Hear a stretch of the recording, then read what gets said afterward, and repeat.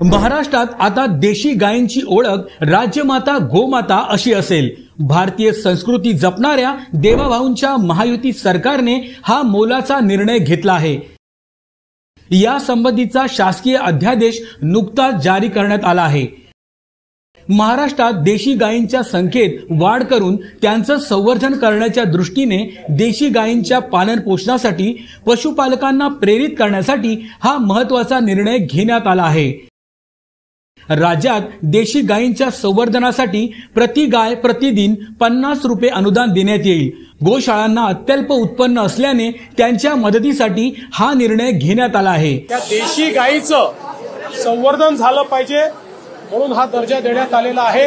आणि एवढंच नाही तर ज्या ठिकाणी पांजरपोळ आहे, ज्या ठिकाणी व्यवस्था आहे, अशा ठिकाणी देशी गायीच्या चाऱ्याकरता मदत करण्याचा निर्णय देखील राज्य सरकारने घेतलेला आहे।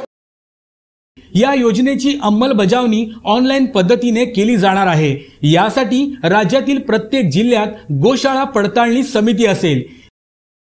या निर्णयामुळे गोमातेचं रक्षण होणार आहे।